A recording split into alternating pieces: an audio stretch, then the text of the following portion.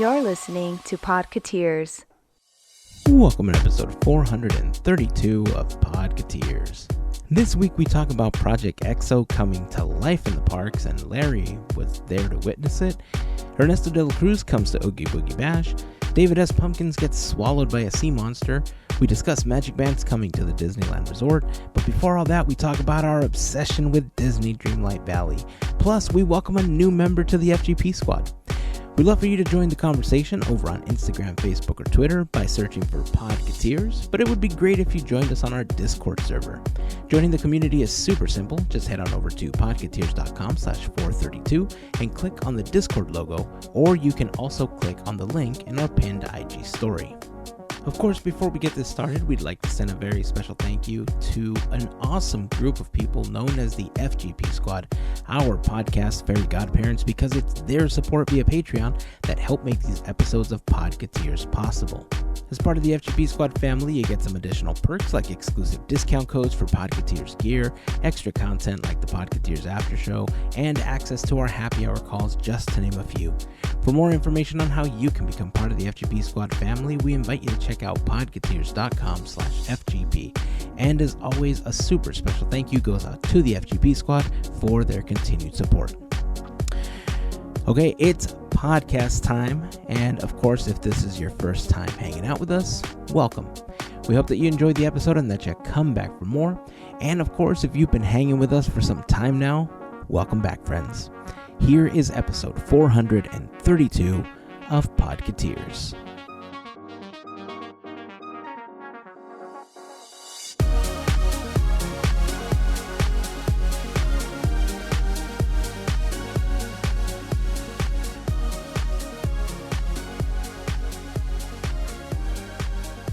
Merlin. Hello. Hello. And then that's all he says.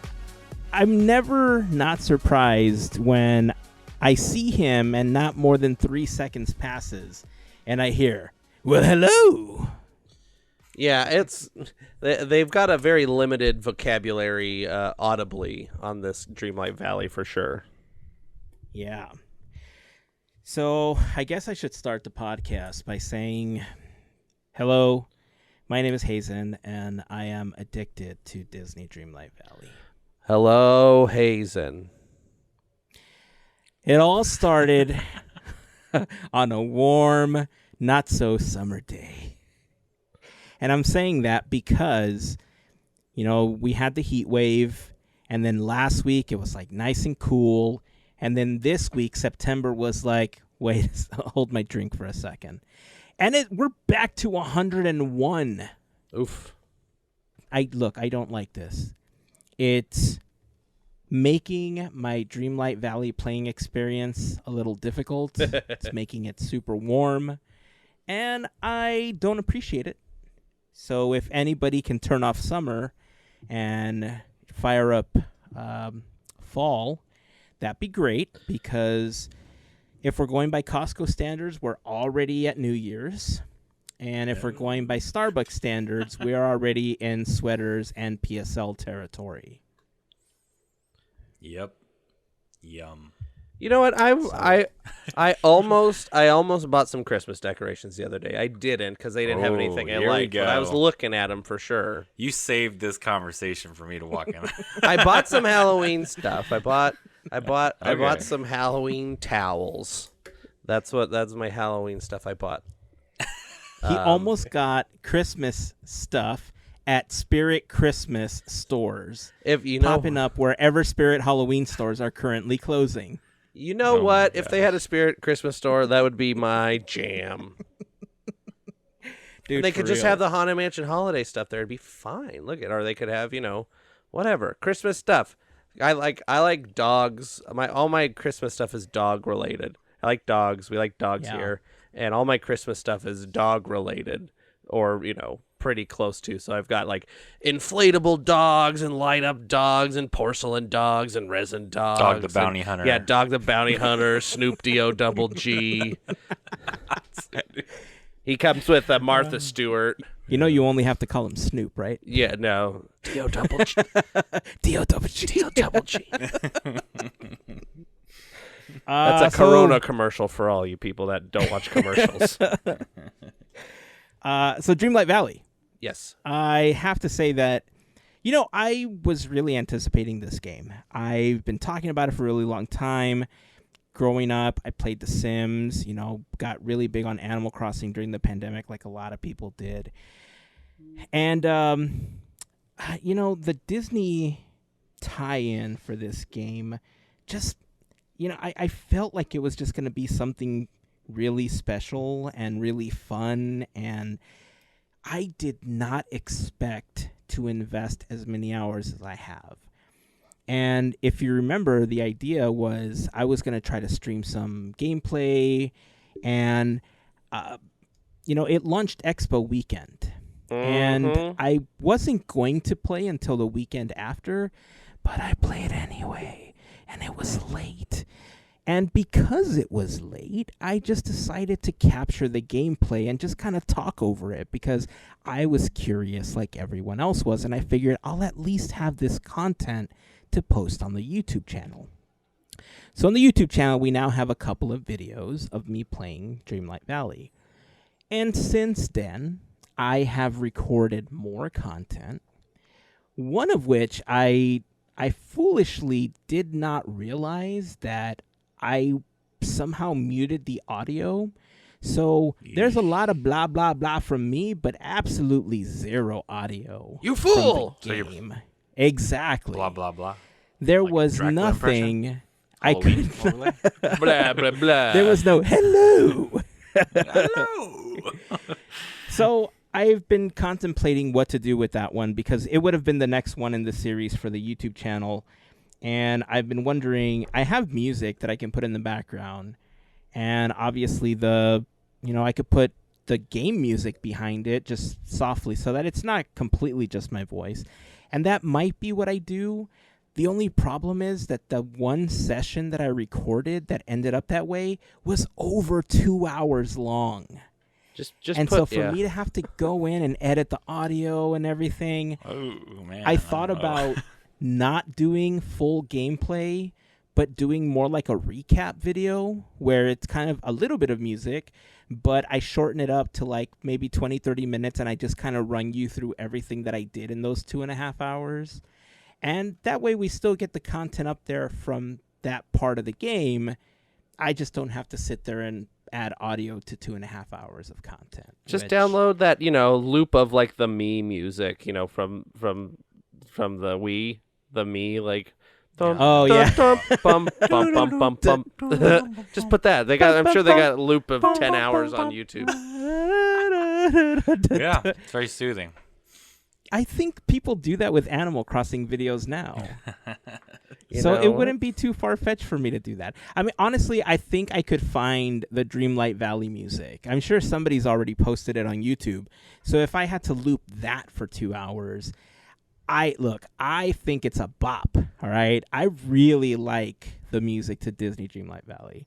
It's a really well-scored game. So if I had to just kind of put that in the background, it's obviously not going to sync up sound-wise, and you're not going to hear like the hellos of the game and stuff.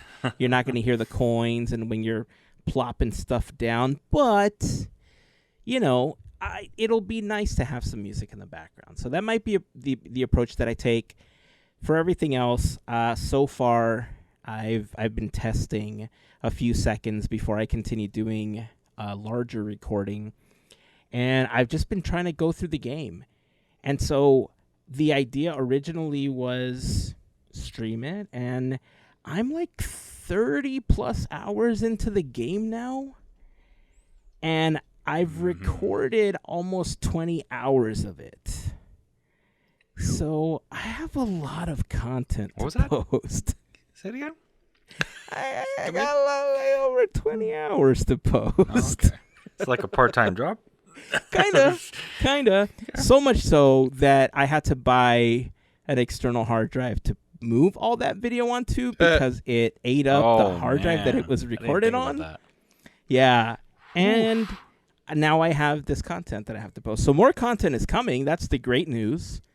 And I'm also thinking about somehow putting together a couple of like tips and tricks videos to make your gameplay a little bit easier because it's fun. It is addicting. I didn't think I was going to be this addicted to it. Got my wife into it. The kids are into it. And Larry, I have just a warning for you. You know, we've had this conversation before where, you know, you have so many things going on in your personal life that, you know, video games don't necessarily fit well for you right now, right? And so we've talked about Animal Crossing, we've talked about these other, you know, games, and they just don't currently fit into your schedule. And I totally get that. But I'm going to warn you, do not ever let anybody tell you, hey, Larry, why don't you play Disney Dreamlight Valley just for a few minutes? Come on, the first one's free, Larry. Just play a little bit. Oh, man, that pitch. That's a pretty good pitch. Just play a little bit. I've never heard that before. Yeah, just play a little bit. It'll be fun. Just a little bit? It's Disney, Larry. Just play just a little sure. bit. Just enter Heard it's on the slowly computer stream. and a little yeah, bit. Something like that. Yeah. Because if you do, it will engulf your life. And you will never want to leave its side. Dun dun dun. Man. It's crazy. I was talking to Andrew before we started recording, and I've been seeing it in the Discord, which is awesome. You guys are interacting with Heyzen and Melissa. Andrew's fully into it, but I've been hearing it on the Switch, and then I heard about Steam, and I heard all these versions that you can play it through. And then I was telling Andrew earlier, now at my work, I work with the education sector, and I have instructors there. And every academic year, they make a club and play games. Guess what game they're playing now? Oh, no. Oh, you're going to get sucked in, dude. They're trying, and they're like, oh, they see all my Disney stuff on my desk. They see my lightsaber on the wall, and they're like, are you playing? I'm like, I've heard about it, even had like great insight from my friends I do the podcast with, obviously you guys. So it's like, yeah, I just haven't jumped in, and now this warning you give me, it's like, this is the only thing, because I even watched your gameplay, which I recommend people to watch. That first one Heyzen posted in the Discord for you all that are on the FGP Squad, and other than that, just our general Discord, if you join us, you can see Heyzen put a link on there. So it's like, it's really cool to see it, kind of like you launched it and you talk about the music and the aspects. Like, it's kind of just soothing. Like, I've watched other gameplays of my nieces and nephews. It's really popular with kids, right? To watch those YouTube videos like that. But it kind of hit, like you said, another aspect for me, because it's got that Disney realm and that comfort and characters that you have nostalgic vibes to. And like Merlin. Hello! Yeah. All the time. I could see it, and you know what? Your warning is warranted greatly, and I don't know. We'll see. It's definitely a scary moment right now. I feel like I'm at a crossroads. I appreciate it, though. Look, I bet you anything right now that we have not heard one peep out of Andrew, and he's playing right now. Oh, hello. Andrew? I knew it!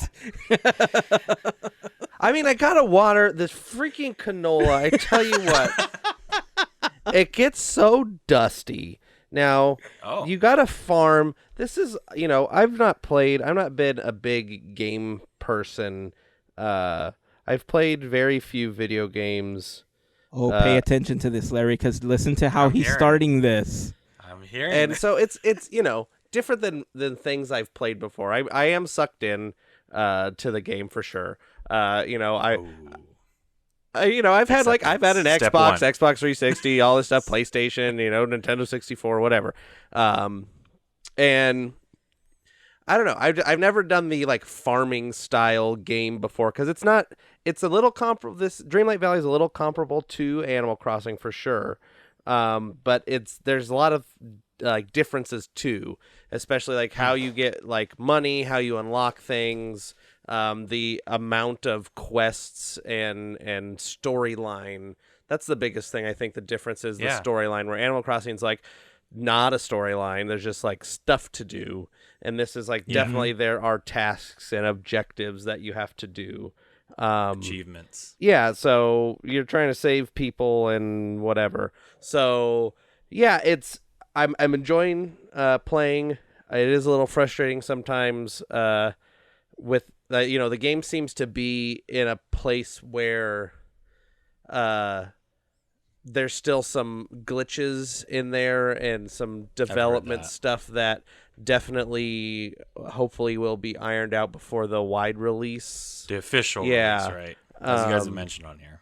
So we'll see. Yeah, sometimes like the camera will just like zoom really far out and go somewhere else and then come back. I'm like, okay. Okay. Yeah. Or it's like that would be, you know what? That would be another fun video. All the glitches to that get, because happen? I have all the them, glitches? I have a lot of them recorded. Oh, yeah. So I want to get some of those and put just like a blooper reel together. Well, like one time I went in Donald's boat and then like I panned the camera around and then there was like bricks and I was like, I don't think there's bricks in a boat. I was like, I was like, like where you can see through the wall and the other thing there's bricks. I'm like, that doesn't make any sense. So wait, yeah. Is that Donald's duck or boat or is that your boat? No, it's Donald's boat. I remember you mentioned though you've bought these things for these characters. You pay for Scrooge's place to upgrade and you build a restaurant for Remy, but oh no, my restaurant, you pay to fix up, you have to collect all the things to fix up Donald's house and but the boat. Yeah, his boat. Yeah, no, it's in the game's logic it's Donald's boat, but I think it's my boat. But you did help. Yeah, I mean, he had the boat before. I just had to help clean it up. Remy's, it was like, you build him a whole dang restaurant, like, from the ground up. Remy's house is crazy. It's like the biggest one on the entire, you pay for his house, valley. too, and it's like, that's all right, irony. hey, thanks, Remy. You get this nice house. I get mine has boards on the windows and stuff. Like, yeah. Man, this is Your really house looks starting like to a mini sound haunted like, house compared to this. Yeah, it's like like this abandoned shed, like in the corner. Yeah. And then you got Remy's like giant mansion that's like 3 stories tall. It's ridiculous. The correlation you guys are explaining right now, I don't know if you catch it. Heyzen's warning an anonymous meeting 4-story and then supporting these people that have these major like multi-million-dollar situations. As you live in a shack, you lose everything, but you continue to support them through gameplay. Yeah, Remy has but you know what, though? Yeah, I don't know. Look, there is a correlation, but you know what? It's so fun. That's what it is. My canola's dusty again. Well, I just think the premise of the story, that's what sucked me in immediately. Make sure I got this right. They have lost their memories, and there's this like pretty much vine-looking thing destroying parts of the land, and you're trying to get them to get back to what their magic was, right? I mean, how much, if you're a Disney fan, you've built the empathy, you've built the Bambi moment, basically, if you know that reference. And then now you're a part of the hero. You're the hero in the story. You are like the Mulan. You are like, whatever Hercules, whatever you want it to be. So, yeah, obviously it's going to be super cool if you're a Disney fan. That's why it's like, once you open that door, literally, Donald's door or Remy's door. That's fine. You just said Donald's door, and I opened Donald's door. The funny thing is, too, that as you're playing the game, you know that it's a game, right? But quests require you to do things with these characters to befriend them. And the more that you level up with them, the more they become like your friend. And so you reach like level 10 friendship, right? And so that like level 10 friendship is basically like rope drop to closing out the park after fireworks status, right? Wow. And so awesome. At that point, you're so like in the story that you know they're these digital characters, but like now you're Mickey's friend, right? You're Maui's friend. You're Goofy's friend. You're Donald's friend. They become so reliant on you. You're like embedded in it, right? Yeah. Gotcha. And it's fun, man. The great thing is that, at launch, the way that it's set up right now is it's got the general area. There's a few realms that you can unlock when you use your Dreamlight. And aside from the standard valley that you're in, you can unlock 4 other realms surrounding the general castle area.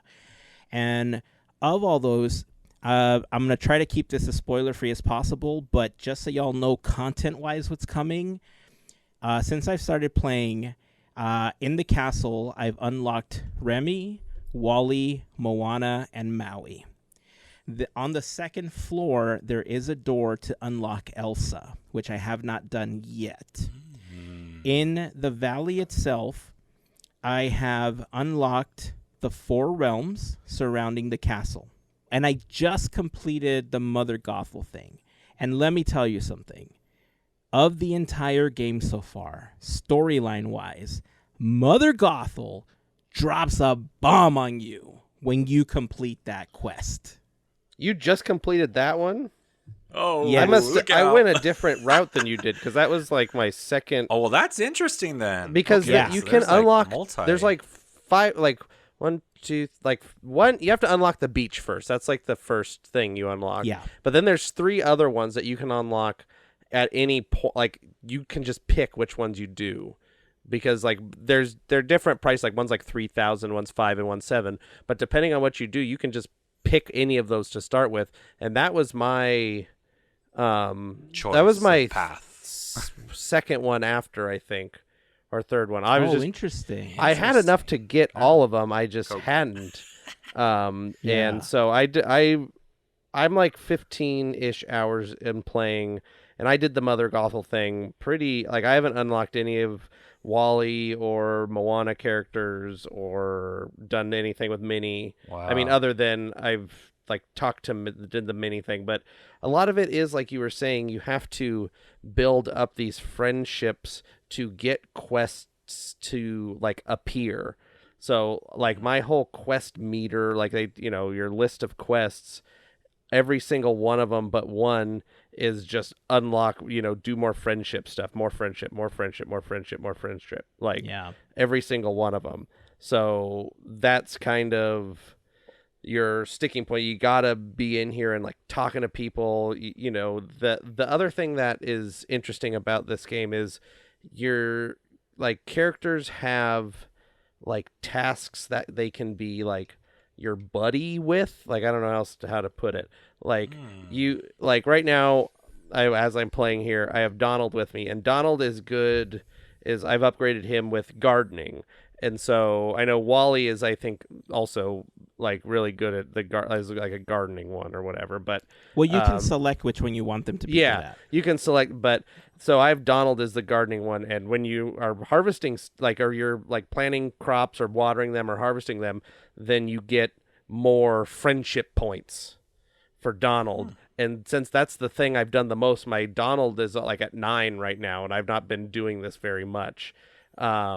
So, and then he'll give you, or whoever your character is, will give you extra crops or whatever it is that you're doing based on, the thing. So if you're mining or if you're fishing or whatever, you'll just get extra things. And sometimes it looks kind of funny when they like explode out of their butt or whatever. Like there's some carrots. It for the kids like that. It does. It's not like it's Wally's butt. Like there's a bunch of like carrots coming out or whatever. It's pretty funny. But look forward to that. Yeah, there's some interesting game mechanics and stuff like that, but I'm pretty happy with most of how it works. There's definitely a decent amount of glitches that I'm interested to see if they will get fixed before the wide release.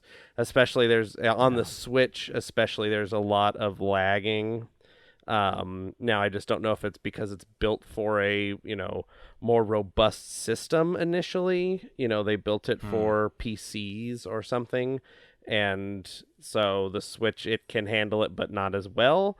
I don't know if that's the case, but it definitely, there will be some points where it is bogged down pretty good, and it will just it'll just be very like low frame rate, I guess would be the best way to put it. Just kind of like real clunky and it kind of not glitchy. the best game. Exactly. It still like functions as a game, but it is definitely looking more like Super Mario Bros. On like the Nintendo as opposed to being on the Switch. Now that's some gamer talk. Yeah, on the Switch also, it tends to crash a lot. So I will give people that okay. warning that if you're playing on the Switch, I've probably been able, like every 2 to 2.5 hours, it seems to crash. If you play less than that, you could probably get away with it and not crash, and you'll have a great time. But you'd be surprised to see how many times the game crashed while I was recording the gameplay. As a matter of fact, you talked about that first video that I posted. I've actually posted a second one now. And that second one, if you look at the thumbnail, it's a partially broken error screen with Scrooge pretty angry because Scrooge was mad when it kept crashing. I have not seen it yet. So you'll have to go Okay. and view that because that happens a lot. And I think for that one, I was just tired and thought, you know what, this is where I'm going to leave it. I'm not going to continue anymore. But for every other video that I've recorded so far, I'm just going to edit it together so that you see the error screen and then you just see the gameplay after I reload the game again. So, do you now question Heyzen? Have you played more than 2 hours while not recording? Do you think it's an issue with the recording as opposed to just the game itself? I don't think so Okay. because in answer to that question, I have two things to say. Sure. One, I mean, I've pretty much recorded everything that I've played so far, with the exception. And here's what happened. So I've actually been considering either starting over to do full blown streaming with the new account, or starting a second instance of the game, like with another profile on my Switch, so that I can play without having to record, so I can just enjoy the game for what it is. Mm-hmm. Because what I found was there was a couple of times that I went in to farm my stuff where a couple of interesting things happened, and I wasn't hooked up to my computer. I was just playing handheld, and dude, I felt guilty. I was like, I didn't record this. I don't have it as content. Oh no, like I can't go back. There's no replay, whatever. And so it was that moment that made me feel that I basically had to record everything that I did to have a complete game playthrough, without, obstructing the game in any way. And yeah, the crashes happen and I can edit that, but I also feel that if that's going to be my mentality, I can't play the game and just enjoy it for what it is, because if I'm editing something, I can't play just for the sake of playing. Yeah. You know what I mean? So Yep. I've sure. been caught in this place where I'm trying to decide what to do. Ultimately, I do want to record the content, and I am going to stream. And the fact that Andrew, what he talked about earlier, where he said well, I did this first, I did this, before you did, means that everybody's track is different. The great thing about this game is that it is set up in a way where not everyone is going to have the exact same gameplay, because everybody's going to decide to do these tasks and befriend the characters in different orders. You're going to complete tasks in different orders. You're going to plant things in different orders. You're going to unlock places in different orders. So no one's experience is going to be exactly the same unless you are trying to emulate somebody's gameplay. That's the wonderful thing about this, that if you were to see the entire game through on YouTube, you can still enjoy it because it's going to be your journey through Dreamlight Valley. So if anybody's been on the fence, I know I've been joking about it, and I told Larry, don't play and everything, but if you've been on the fence, if you're a Disney fan, if you like Andrew said, these farming games, I recommend it. It's really fun. If you can play on another system, do it on another system, but if Switch is all you have, the one warning I will give you is that because it is still kind of in that beta mode, it will crash on you, and you will have those slowdowns that Andrew was talking about, the weird glitches where the camera, you bend down to pick something up and the camera takes you to the opposite side of the map, and then it zooms back and stuff like that. I ran into a glitch this weekend where I opened up that last land. I keep forgetting what it's called, but it looks like Big Thunder Mountain. It's in the upper left-hand corner. And I couldn't get in.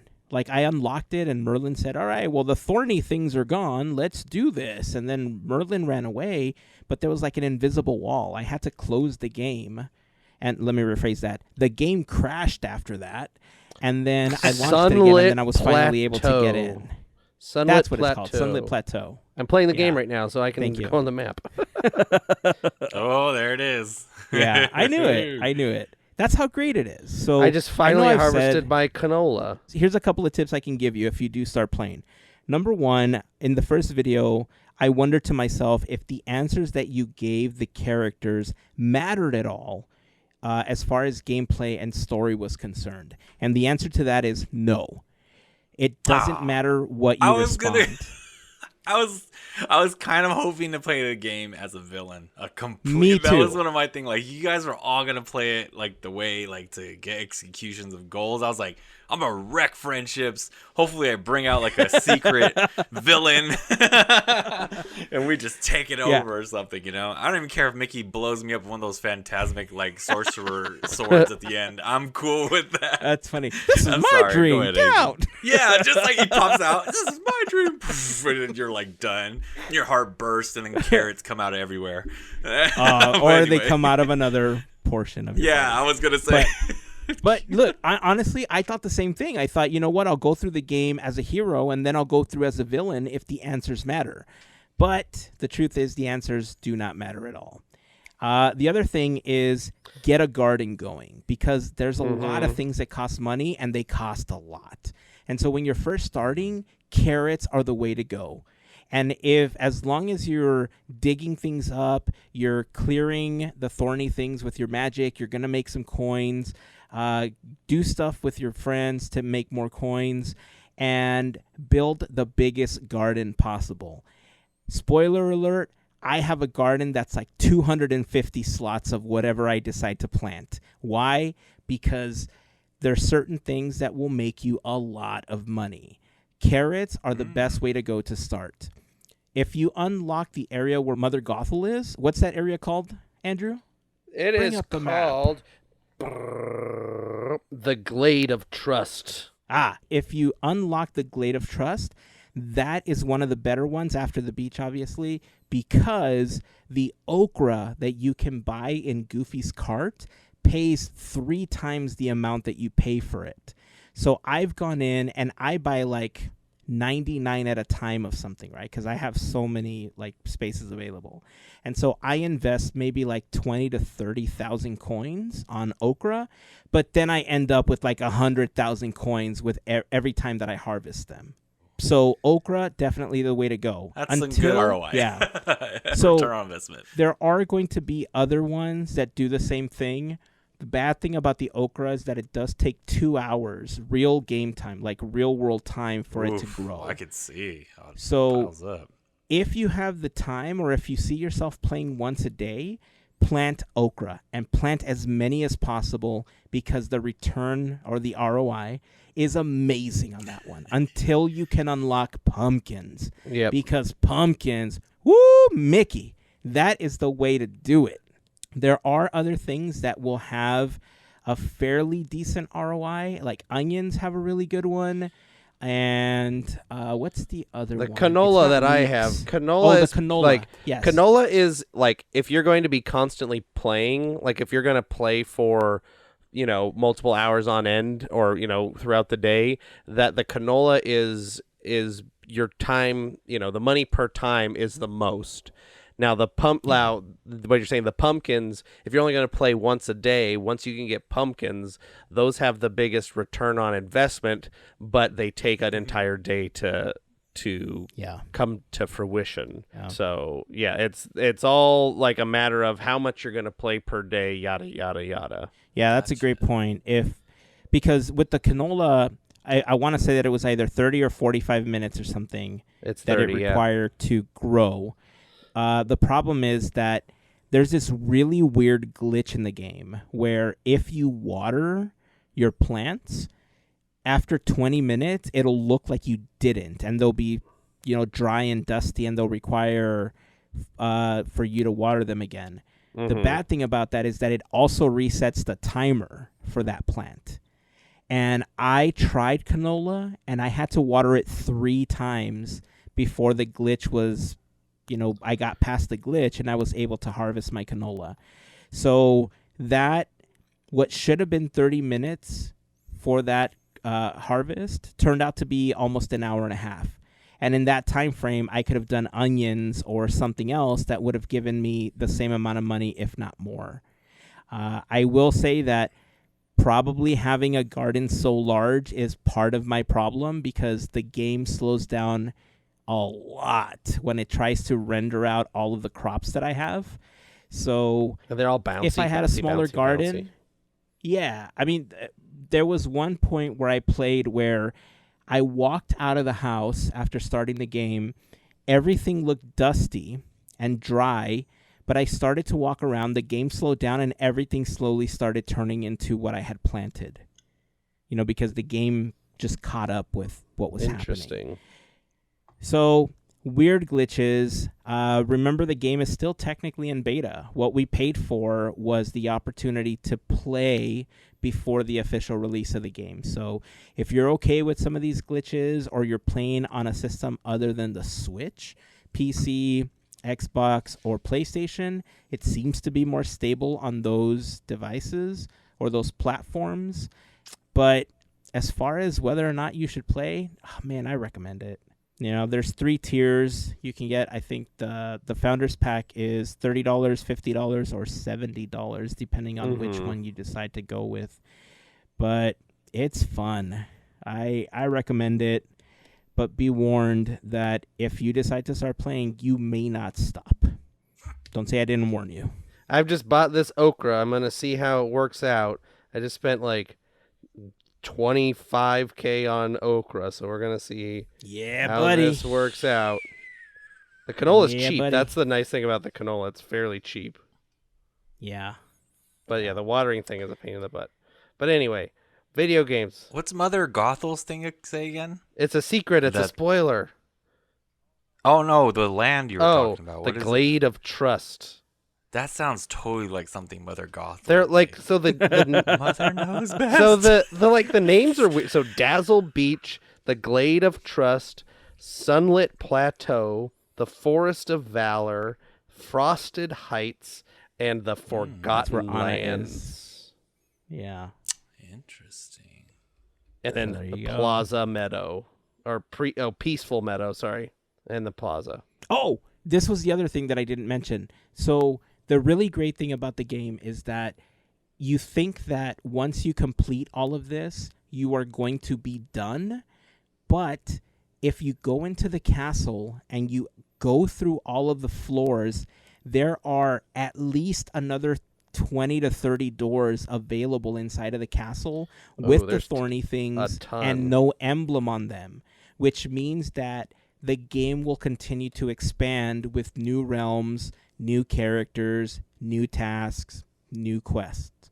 So at first I was initially concerned that, as I was recording the content, that if I finished the game before the official release, then we were just going to know the ending, right? But as soon as I went into the castle and I saw those doors, I wasn't worried anymore, because I knew we were going to continue to have content when it came to this game. So I recommend to go play it. Just be careful. Well, and it's like I have pretty good faith in Gameloft to update it. Animal Crossing, everybody's like, okay, update, and then they had one update, and then nothing ever happened ever again on Animal Crossing. They had a couple, but they like did nothing the final huge. one They've kind a few of months ago. Yeah, given up on it, and it's not that old of a game. Happy Home Academy was the expansion pack with Nintendo Online, which was the last official big update for Animal Crossing. So at this point, people are just waiting for a new Animal Crossing game. Yeah, and I've been playing on my phone a game called Disney Magic Kingdoms. I've been playing that for probably 5 years, if not longer. It's been a long time. Maybe not 5 years. It's been a while, since the very beginning. And made by Gameloft as well, who makes Dreamlight Valley. And it's constantly updated. Constantly there's events and all this stuff, and it's a phone game, so it's one of those pay to there's lots of events and you pay to do whatever, but they would add new characters 4 or 5 times a year. There's stuff they're adding, so at least from my perspective, they've had a pretty good track record with keeping stuff updated. So here's hoping that continues with this as well. That's awesome to hear. That actually gives me even more hope. All right, well, I didn't expect this to turn into this long of a talk. Like, I really just wanted to warn Larry and say, hey, be careful, because you will be It's addicted. a fair warning to everybody. And if your Switch ever dies or somebody tries to peel you away for, I don't know, work, you're going to be in the corner in the fetal position because you're not going to be able to play. Oh, God. So ask your coworkers how they feel about it after they started playing. I know, that's what I was going to live through for a minute, because they're in it. They definitely. Well, I'm living through you guys, too, with the YouTube video, like you just mentioned. So that's the cool part. But right now, we'll see. Like I said, one of my bubbles has been popped. So trying to be the villain. Dang it. Now, who's to say that isn't going to be a feature later on, right? Because they keep expanding the game. We are seeing version 0.09 or whatever it is right now before the official release. So who knows if that's going to be a feature? And if it is, I'm for it. Hopefully. I'm in it. Yeah. I'm waiting for them to add some kind of haunted mansion thing or something to it. Like, I can see them adding pirates and Jack Sparrow and the mansion. That's going to be and an add-on. a Big Thunder Mountain door or something. Like, the members of the SEA are all added. And, okay. All right. There's haunted mansion in the other Gameloft game I play. So the Disney Kingdoms? The Disney Magic Kingdoms. There's Haunted Mansion characters. They have the Hitchhiking Ghosts. Or no, they have the Hatbox Ghost and the Bride. Oh, they have the Hitchhiking Ghost too. So yeah, there are characters in there. See? I can already see it. This is fulfilling so many holes in my heart that were left behind by Disney Infinity that it's... I think that's part of the reason why I love it so much. I mean, the graphics are... a lot better than they were in Disney Infinity, obviously. But story-wise, task-wise, gameplay-wise, I mean, you're the same character. You don't get a chance to swap them on a base or anything. But, dude, I'm telling you, it's fulfilling that hole in my heart now that Disney Infinity left behind. All right, I think we should move on. What do you guys say? Should we move on? I think so. I'm just watering plants over here. Just watering the plants. So, considering we've gone this far, I think this is a really great time to remind everyone that this episode of Podketeers is brought to you by a fantastic group of people known as the FGP Squad, our podcast Fairy Godparents, because it's their support via Patreon that help make these episodes possible. If you want more information on how you can become part of the FGP Squad family, you can head on over to podketeers.com/FGP for more information. There you will find a list of some of our top contributors, some info just on the FGP Squad in general, and a link to our Patreon. If you have any questions, please feel free to reach out to us. You can reach out on any of the social networks that we're on. You can find us on Facebook, Instagram, and Twitter. Just search for Podketeers. But honestly, we'd love for you to join us over on our Discord server. You can either click on the link in the blog post for this episode, podketeers.com/432, or you can click on our pinned Instagram story to join the community. And being a part of the FGP Squad family is super cool because you get some additional perks like access to our happy hour calls. You get some random gifts whenever I make stuff or test stuff or want to just send stuff out to people. You get discount codes for Podketeers gear. You get first dibs at any of that stuff that we release. And there's additional content like the Podketeers After Show and other audio files and additional shows that we put up on Patreon as well. So, again, if you have any questions, please feel free to reach out to us. But, of course, we would like to send a huge shout-out to all of the members of the FGP Squad for their continued support. And, Andrew...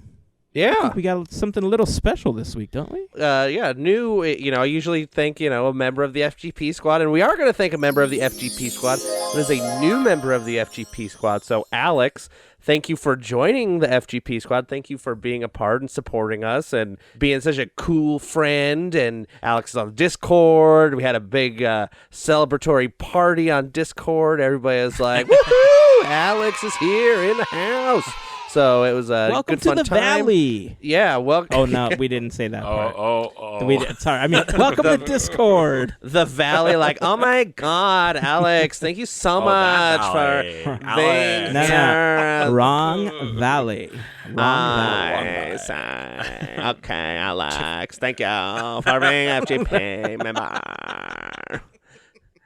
You're so cool. My throat hurts just thinking about you doing that right now. Oh, this one doesn't hurt at all. It's really easy. Yeah, it's so great. Alex My is nasal great. passage just seems like it's all stuffed now. It's okay. I could talk like this all day. We're just, And I thought the pirate talk we was talk about Alex intense. and the FGP. It's so good. Okay. Yeah, no, I hope Larry's Alex right. Let's loves go this. back to the pirate talk. Hi, thank you, Alex, for joining us on Discord and being an FGP member. Okay. Anyway, Hi. thanks, Alex, for joining the FGP. And, you other listeners can also join the FGP. It's a really cool, fun time. And we'll have a celebratory party for you on Discord, too, if you join in our special secret FGP side of Discord that you other people don't get to see because it's super secret special. Not that you're not special, but it's super extra secret special for all the FGP members. And we talk about secret FGP stuff that you'll only know about if you become an FGP member. So, I don't know. All that to say, thanks, Alex. Yes, thank you very much, Alex, for becoming a part of the FGP Squad family. Again, podketeers.com/FGP if any of you are interested, and reach out if you have any questions. Hey, I have to ask, Larry, I know you were in the parks this last weekend, and there was a lot of buzz after the expo about this big new project coming. Tell us about what you saw, tell us about the experience, and tell us your first impression of Hulk.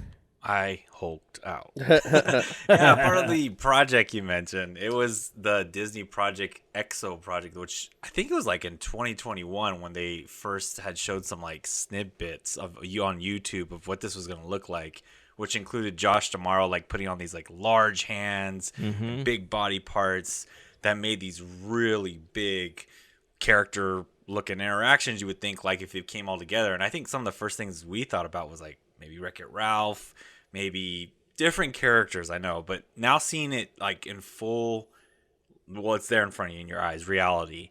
And they do a really good job at Disney California Adventure. If you want to see it, it's in the Avengers Campus where the Quinjet is at. In that area, they have this like doorway that's always been there. They've never opened it. I've never seen them open it, at least. And they open it up, bunch of smoke comes out. Ooh. Let me back up 1 second here. I'm going to pull Melissa like she usually does. Rewind. So before he comes out, you hear Tony Stark and you see Iron Man on the second floor. And he does this kind of intro like, oh, I've got something here. And we need to... Banner needs to come out and explain the situation because he's technically in the garb that would be...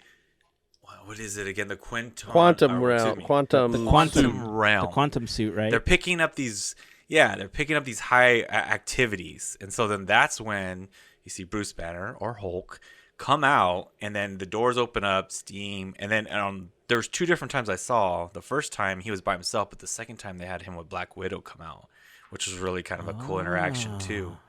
So he's big. I'm talking 8 feet probably big in height, and then in width, 3-4 feet at least.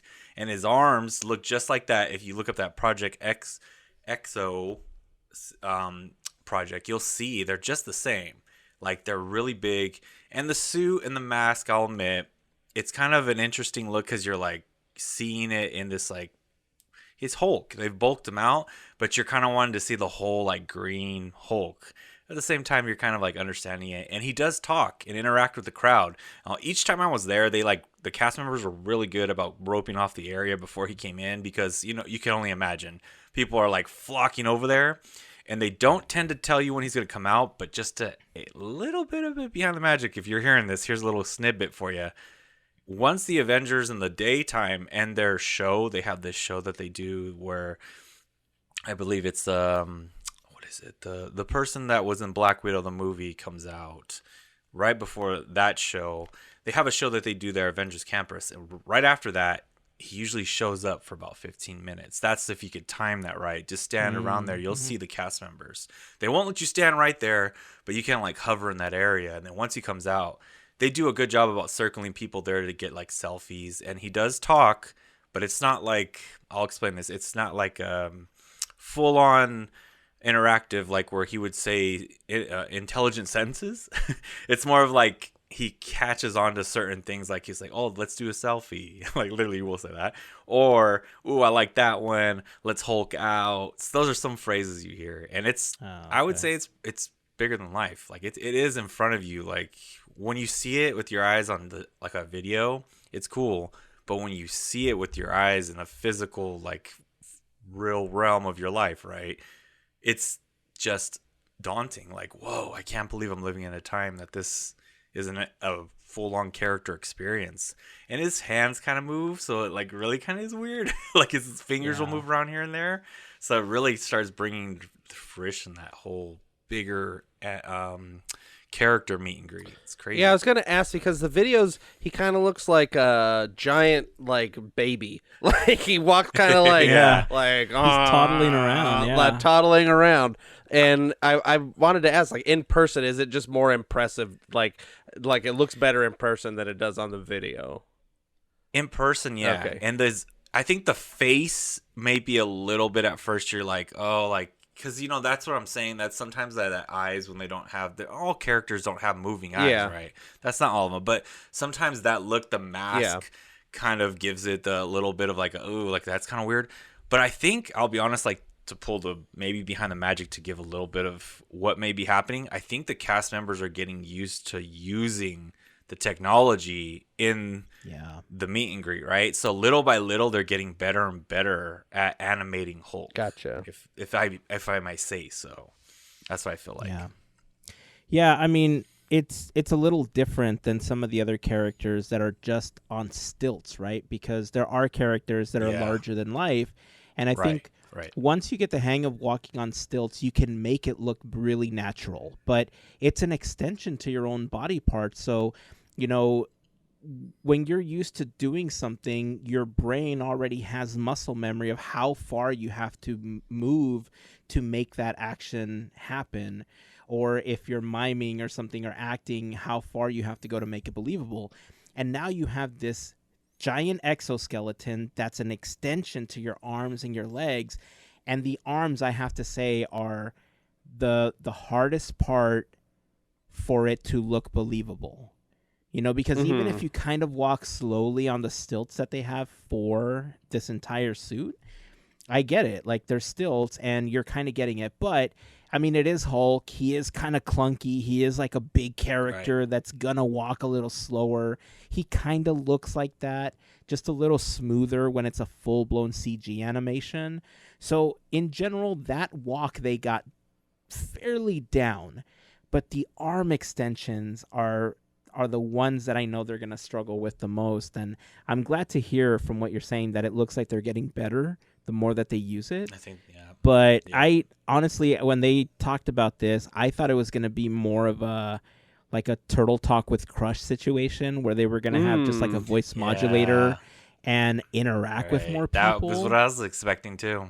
You know, and now that you said that it has more canned responses than anything else, then, okay. I mean, we got what we got, but I mean, it's there to improve, right?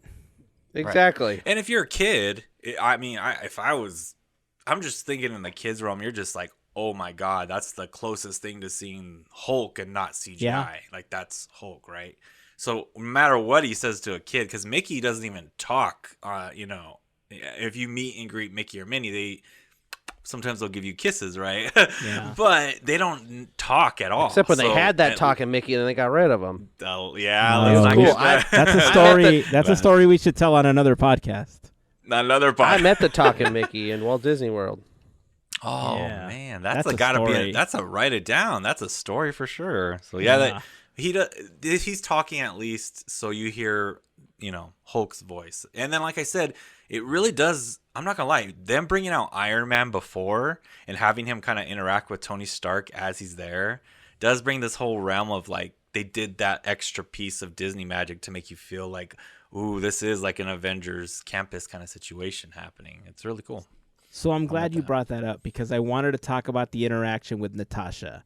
Because in the films, throughout the Infinity Saga, we do see that Bruce and Nat have a very special relationship to the point where she's really one of the first people that's able to control the Hulk by singing lullabies and kind of like bringing him down, right? So what is their interaction like on Avengers Campus? When they came out, the time I was there, I was there a little bit shorter of that period, but I got to see... It plays just like you would in the movie where she does stand in front of him a bit to not block pictures. It's not that, but she's holding him in the segment I saw. She really is like, he does that. She makes the snarky jokes about when he, hulks out and things that he does like, and when he's not really that scary. She makes like these mannerisms with him too that he doesn't necessarily respond because he's still the Exo thing, right? He's still Hulk as is in that suit, but she plays along with it very well. And I'd say it's a kind of a bummer right now because I feel like people may be just breezing past that because they just want a selfie with Hulk in it. But they are doing a really good job. But like I said, it was on one of them that they did that interactions. They didn't do like a necessarily any lullaby thing, but she did make references to that. So that was cool. Interesting. Okay, so as far as the interactions that he had with Black Widow, the voice that we heard, does it clearly sound like it's recordings of Mark Ruffalo? Or does it sound like it's like a sound-alike of Mark Ruffalo? I would say it sounds... it's borderline. Like you really have to listen closely to to the voice, because... Remember, too, they're getting away with him being in a suit. So technically the audio sounds like it's a little muffled itself. Not terrible. But I would say if you asked me, I thought it's Mark Ruffalo. Like I really did hear Mark Ruffalo's voice more than I would say that was Tony Stark's voice. Oh, yeah, the Tony Stark doesn't sound anything like him. I've heard that in videos before. I heard him once when I was on Avengers Campus, and that's Pepper, like the worst one. We're here, and it's all right, Pepper. Go get okay, Pepper. Nice. But it sounded like Mark Ruffalo to me. Cool. So the reason I'm asking is because this week there was this really interesting article about, technology being used to voice Darth Vader going forward, because James Earl Jones said, I'm done with the character, right? I'm no longer going to do this. And Andrew, can you tell us a little bit about what the article said? Yeah, so it's pretty basic article, but this technology, this company from the Ukraine, Respeecher, we've vaguely talked about this before in The Mandalorian or Boba Fett, where we had young Luke, or I guess it was The Mandalorian. It was both, whatever. He was in both of them, and they had that the young Baby Luke, Yoda show.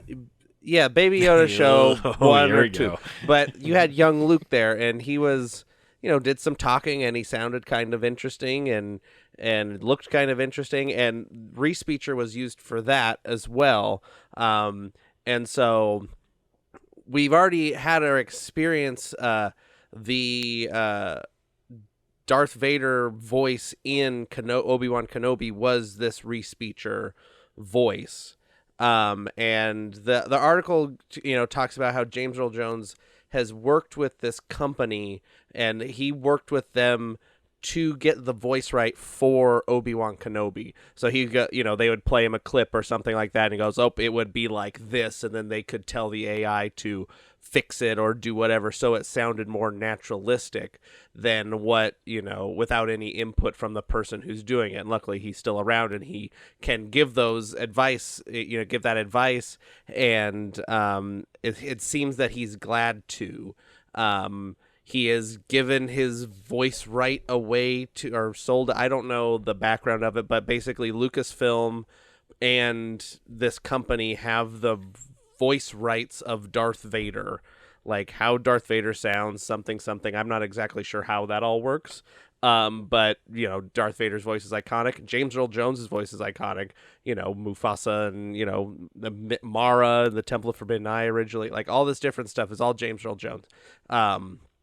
So they have the voice rights, and this company is going to be using it for any other Darth Vader projects. And it seems with James Earl Jones's blessing, he's working with them.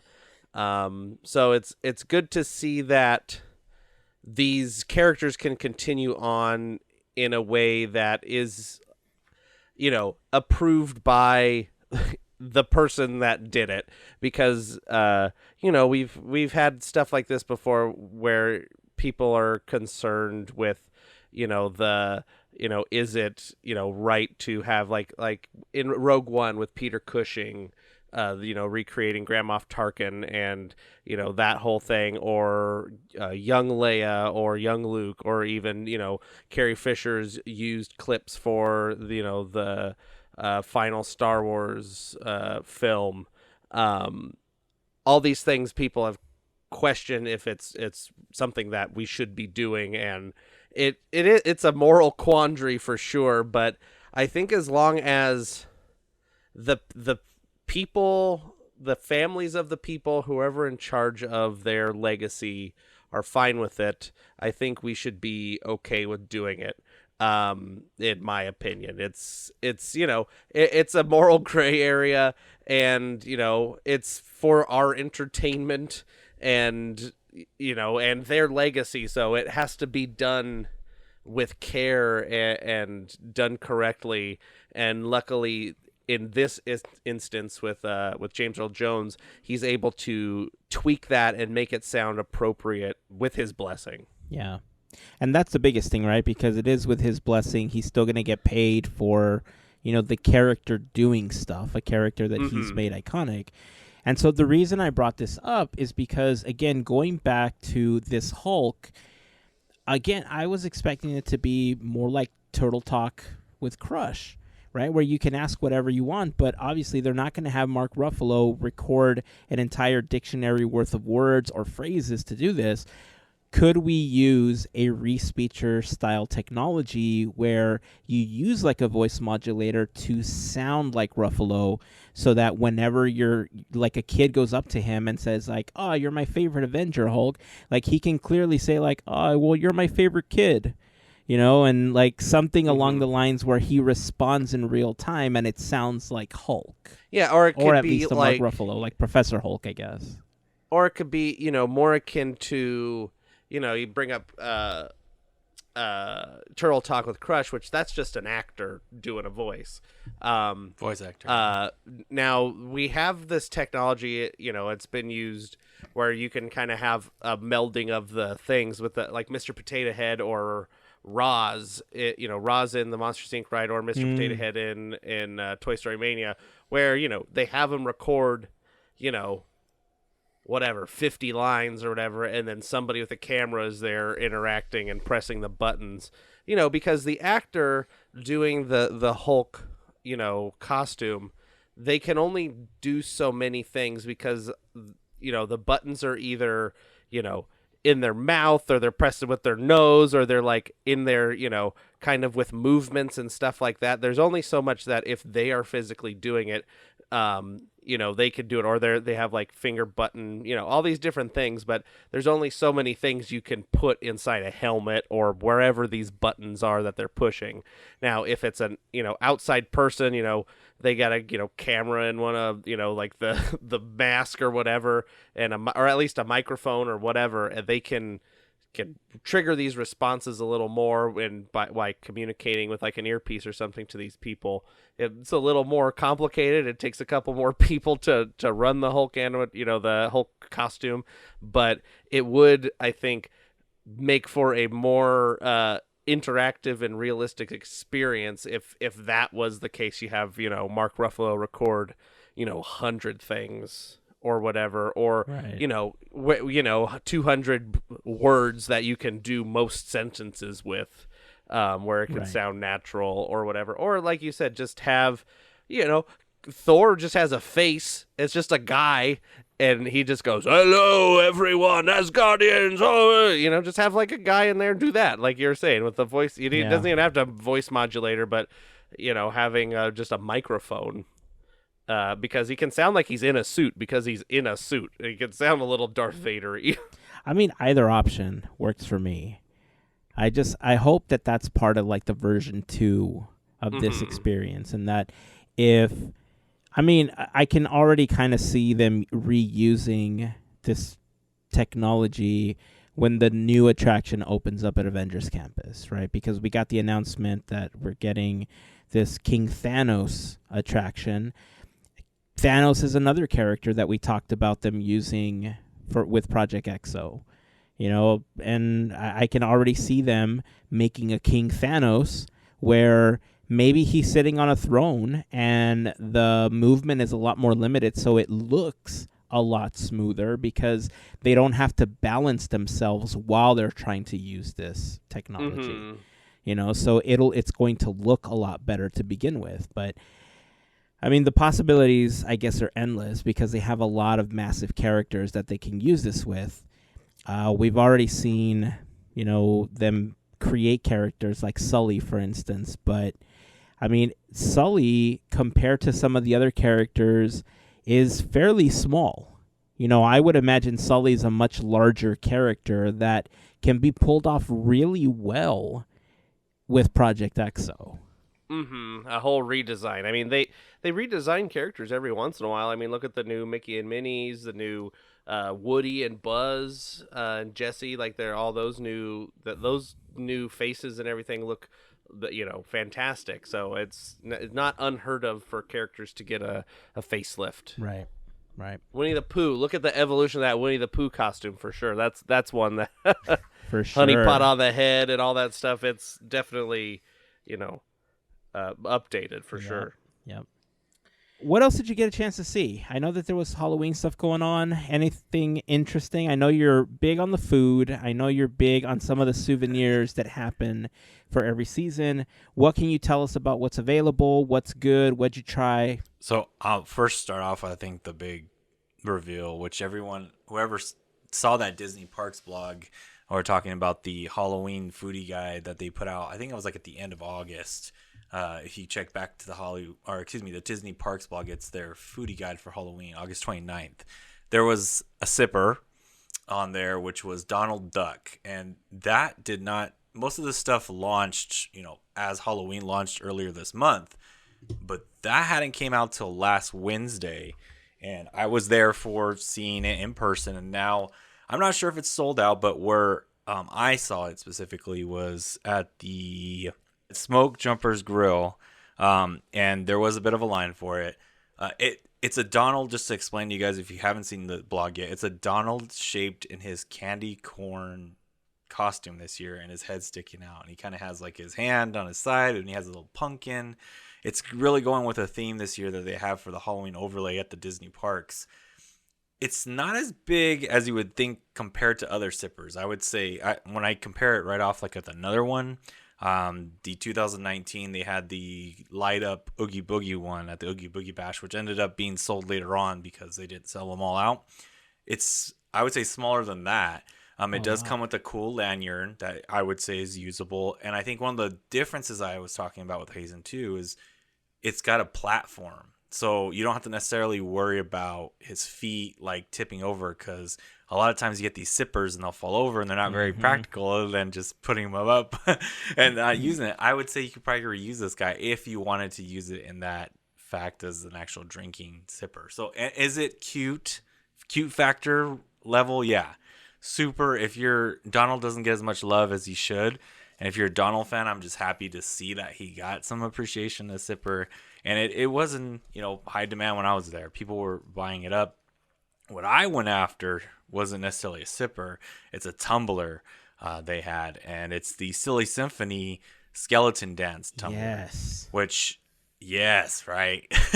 If you haven't seen this one, a lot of the park right now at Disneyland, specifically speaking, Disney California Adventure that I know of, they're releasing the Silly Symphony line of the skeleton dance during the Halloween time. They have shirts, jackets, multiple merchandise items, but the one I saw was this tin tumbler. That's something they've released in the past. They've been using these tumblers over and over again where they insulated for cold and hot drinks.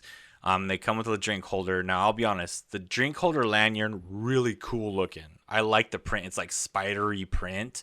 Really cool. Practicality, not so great. I would say it's okay. It's not a great holder for the cup. So I don't know. Maybe you could repurpose that in a different way. The cup itself, though, is really cool because it's stainless steel already base. So now they're printing over with this black and grays and the white skeletons. And it's just really nice. It's a nice cup when you have it. And then it has like the top has a little Mickey head cut out so where you could open and close where you drink from. Very nice. And then one trick for everybody on here. Now, I found mine at the Casino Cucamonga, I think they call it, over there by the Pacific Wharf area. When you're mobile ordering and you're looking for this cup, make sure to look at what you're doing if you're not going physically in person, because a lot of times in the app, I think they haven't sold out of these because it says coming soon. It said that when I bought it. I don't know if they've updated the app since then, but what it was doing is I think it throws people off thinking it hasn't been there yet. But if you click that and add it to your cart, it checks out and goes through just fine. So, and make sure if you're doing it in person too, to tell the cast member that you want that version, because there is another stainless steel tumbler with Oogie this year. That's black, or excuse me, it's purple, and it has Oogie all in green with like cool bugs and stuff like that. That one's really cool, but a lot of times the cast member might not know because that one's available at a lot of the food stops or shops or areas that you would buy from a restaurant. So they'll always mix up saying like, oh, you want the Oogie one? You're like, no, I want the Silly Symphony skeleton dance one. So then they know, because when once you check out, you just don't. They only gonna see what's on the receipt. You don't want to throw them off too much. That's good to know. No, I haven't checked the app or anything, but it's good to know that if it does say coming soon, that you could still order, and then you just have to ask for it. So, great tip. And look, honestly, ever since we went to Magic Keys from our annual passes, there's been a handful of Magic Key merchandise released. And I have not wanted any one of them except for the skeleton dance tumbler. Like, it is the first Magic Key branded item that I saw that I was like, I need that. You know, and it looks so cool. And as a matter of fact, it's not that tumbler, but I was actually thinking about you because I was recently drinking out of this one. For those listening, obviously the visual is fantastic, but this is the New Orleans Square cup that what was this, stainless steel or what is it? It's stainless steel, right? Steel cup. Yeah. So these you could get where they sold the mint juleps a couple years ago, and it was part of the anniversary of New Orleans Square. We got a couple of these, and they are fantastic. And they keep your stuff so nice and cool when you have some ice in there. So this skeleton dance one, the reason it was appealing to me is because it was lined like that to keep your stuff, and it was insulated. But it's also like just grays and blacks, and it just looks nice, you know? That's what I was going to tell you. It's easy. I've been using it at work, and people will walk by and they just think of it as another tumbler. But then when they catch it in the light, they're like, oh, what is that? That looks kind of cool. What is that, like skeletons on there? And then you kind of explain like, oh yeah, this is a part of a franchise, a part of Disney that you might not know from a long time ago, but it's cool that they're bringing it back. Ah, man, I love it. All right, well, now it's my goal to try to get one of these. I need it. Now that you've more endorsed it, I feel like I feel vindicated by what I saw in the posts, and now I really need one. So, you know, I want them to like mash up the the skeleton dance in like David S. Pumpkins or something. Any questions? Any questions? Oh, there is. Oh, talking about merch real quick. I don't know if you guys have seen it, but in the park, they've sold out, I think, a couple times, but I've seen them restock. There is a like David S. Pumpkin style jacket. Oh yeah. Yeah, and tie that has all Mickey's like Mickey like pumpkins on it. It is. Absolutely, I would totally wear it as being a Halloween lover, and I wanted to buy it, but I was like, not my size. They did not have the big How man dare size they? for sure. How dare they? I know. But that's a David S. Pumpkins reference, I would say. That's the first thing I saw. They have a Jack Skellington version too that's all black and has Jack's head all over it, but I was like, yeah, that's cool. It's cool. It's cool. Kids are going to buy it. But the David S. Pumpkin reference I felt like was more cool. Like, even though it's a year behind when the whole thing blew up with the pumpkins on the, tailored jacket, it's still cool because it's Disney heads on it. It's so cool. Hey, speaking of David S. Pumpkins, we saw Pinocchio this weekend. Oh, yeah. Have either of you watched it? We watched it. I've been holding off. Go ahead. Let me know. Quick initial thoughts on it, Andrew. It was fine. That's my quick thoughts. Is it was fine. They don't really give Tom Hanks a lot to do. It's very Pinocchio heavy, which is the movie called Pinocchio.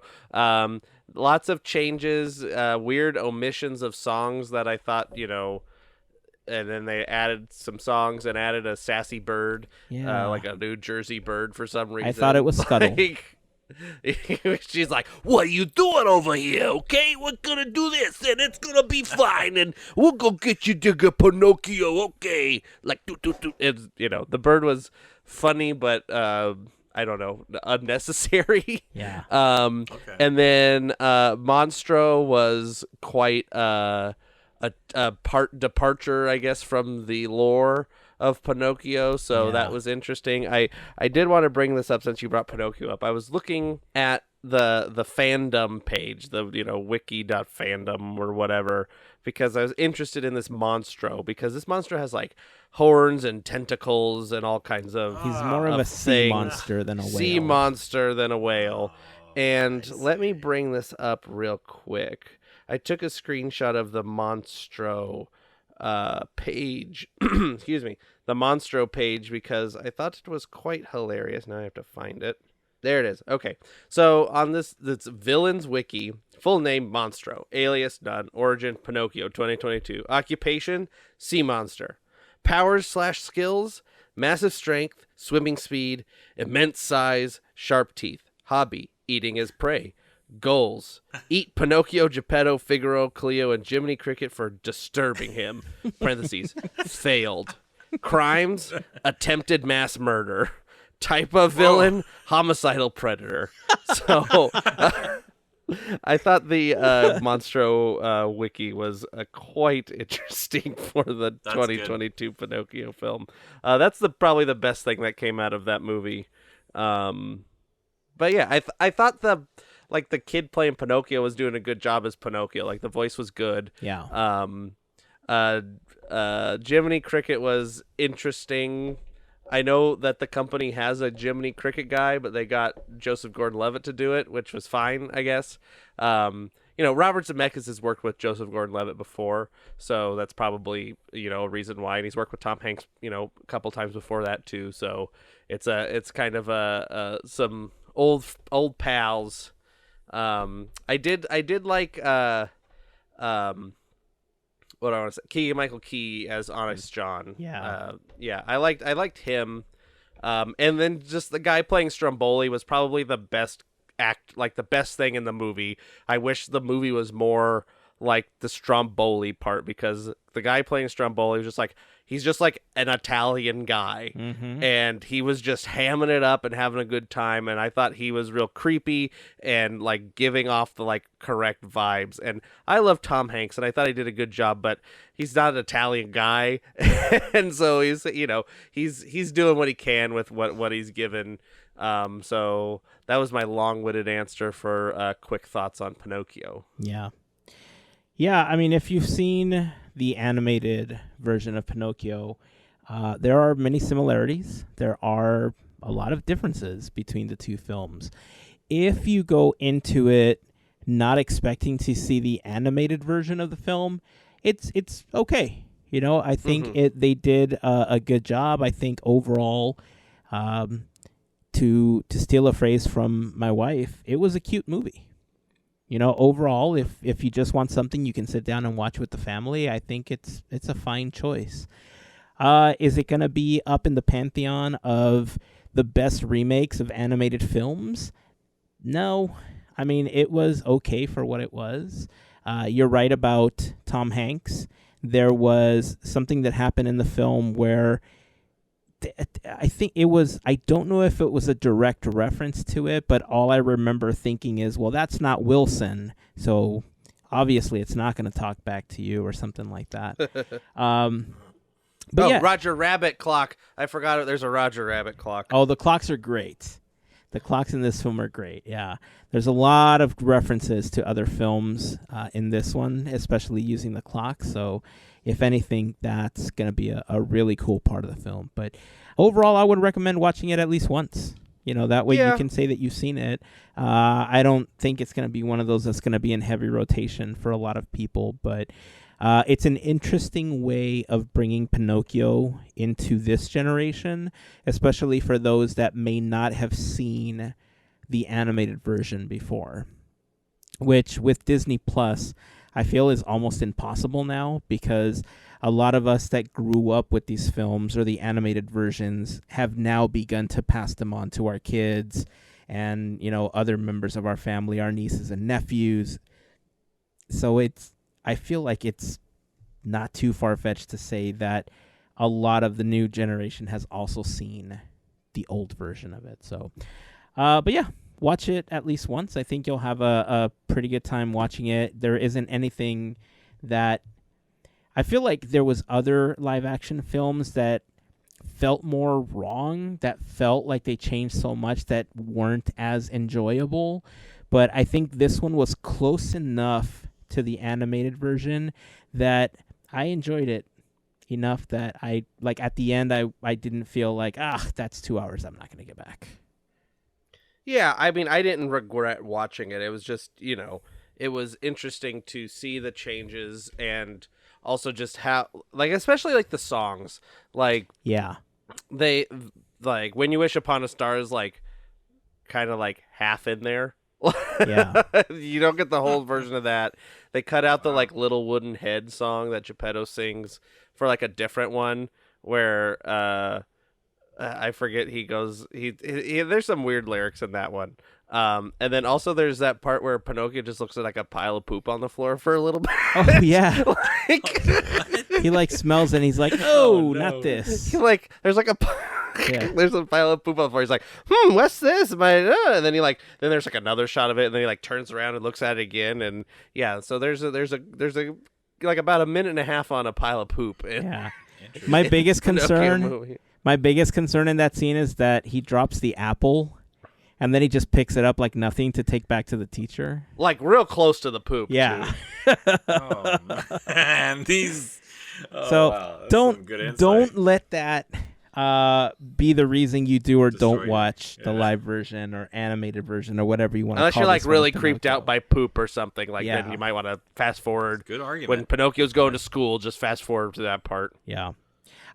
Pleasure Island did look awesome though. Yeah, you know what? You got some boat that goes into a Ferris wheel. That was kind of cool. The way that they structured Pleasure Island, that is one of the coolest scenes in that film. So if anything, watch that. But there was multiple times where there was a couple of things that Pinocchio was doing where my kids were just busting up laughing. And my youngest just would not stop because he saw what Pinocchio did or was doing, and he's just this is absurd, and he just could not stop laughing. So there's a couple of those moments that I think you'll catch on and you'll enjoy just as much. Oh yeah, I had to figure out the lyric that I like. That one, that's that song Tom Hanks sings Pinocchio, Pinocchio. And he goes, "Holy Smokio," and I thought that was funny. Yeah, it says "Holy Smokio," so I might start saying that every once in a while. Holy Smokio. Holy Smokio. I like it. So that was a small tangent I wasn't expecting on taking, but you mentioned David S. Pumpkins, and I thought, all right, well, might as well talk about that now. Any questions? But I did. Oh, you know what? With that voice, Tom Hanks is a hop, skip, and a jump away of being Merlin in the live-action Sword in the Stone. Oh, Hello. Arthur, any questions? That's good. Hey, since we're talking about characters, there's a lot of that. Yep. So we talked about Hulk. We talked about David as Pumpkin. Sorry, Geppetto and Pinocchio. I need to bring this one up because it's been a couple of weeks and we haven't had an opportunity to talk about it. But can we talk about how amazing the Ernesto de La Cruz is for Oogie Boogie Bash this year? It looks pretty dangin' cool, if I have to say so myself. Those, in comparison to the other skeleton character we have regularly walking around the parks, Mr. Jack Skellington himself, a whole nother tier, this Ernesto de la Cruz for sure. I'm so glad you brought up Jack for this conversation. Larry, were you there just for the day, or did you go for Oogie Boogie Bash? I was not lucky enough to get to Oogie Boogie Bash. That thing has sold out so fast, but I have seen plenty of video and pictures on, on Ernesto. It's just, I'm just gonna say he plays music. I mean, that's really cool for being a character interaction, playing the guitar and singing. That is intensely like going the extra mile for sure. I know Disney doesn't like to show us behind the curtain, and I mean they do, right? But they're very selective about the things that they decide to pull the curtain back on. I would love to see a video on the prosthetics and the makeup and everything that goes into putting together Ernesto de la Cruz, because it's by far one of the best characters that they've done in, dare I say, the last decade. Ooh, I don't know. Zombie Cap was something I was hoping. Well, I did say back. One of the best. Because you're right, Zombie Cap is pretty dope. Yeah, but yeah, I agree with you. Like I said, he has talent, and then you see his aesthetics, and then the costume design. If you look close enough to the guitar he's holding and his costume, it's downright impeccable. Yeah. Honestly, really well done. If we ever got a Coco, full themed Coco area in either park, like this has now set the standard for the meet and greets. Like if the other members of the family don't look similar to this, it's just going to be disappointing. Like this has set, I mean, look, if we're not getting new attractions and they're spending their money on this, great. People wanted a Figment attraction, they're getting a meet and greet, it better live up to this. Because so far this and the Exo Hulk, or the Time Jump Hulk, whatever we're calling him, I mean, yeah, it might look clunky. He's toddling around, like you said, but you both made a great point that they're learning the technology. It's going to get better, right? But the way that they did this character, like, I don't know. This is what I want to see in the parks going forward. Like this type of... It's not even technology. It's a bunch of prosthetics and the way that they're set up that it just makes him look so good. So yeah, behind the scenes video on this one, Disney Parks. I know you're listening, so give us a BTS on the making of Ernesto de la Cruz. And it's the makeup does have, part of the work, but it's also the actor. He's going to town. Absolutely. He's got the moves. He's got it all down for sure. It's a 50-50 thing. The makeup is fantastic. But yeah, that actor's doing a great job. And I brought up Jack Skellington, because why we need a redo of him as well. Mm-hmm. It's he looks good like point. You paint him gray and he looks like an alien or whatever. It's not really a skeleton. Yeah. I'm not getting Skellington vibes. I'm getting little green men or whatever. I mean, I will say though that I can imagine how much more difficult it is to create a better looking Jack Skellington, because Ernesto is modeled after a real human skull, right? So yes, the skeleton is a lot more human looking, and Jack Skellington is this weird wiry looking character with a big round head that is, now been humanized, anthropomorphized for the parks. and it's obviously going to have its challenges. So maybe we can say it was the best that they could do at the time that they released Jack for the parks. But now we're Take another shot. We're living in 2020 where we're not getting other e-ticket attractions because we're getting meet and greets. And so let's put more money into meet and greets and get us a better Jack. I'd have to agree. Sally looking good. Jack looking a little long in the face. Yeah. All right, so rounding out the parks talk this week, we have the announcement that Disney decided to drop just hours after we recorded the last episode, and that is that MagicBands are officially coming to the Disneyland Resort this fall. Your thoughts on MagicBands? And both of you have been to Florida and have used MagicBands before, right? Just Andrew? Just me, I think. Just you? Yeah, I've Okay. been to Florida. I've used them both trips. Now, it's been a number of years since I've been to Florida, so it's been a while, and I didn't really get the full experience, I would say, because I wasn't staying on property, and in Florida, that's like kind of the big perk is like your hotel key and yada yada yada. So, but I have used them before. Okay, so as far as have it one coming somewhere. to the parks now, Larry, your thoughts on getting this technology in Disneyland? Is it necessary? Necessary.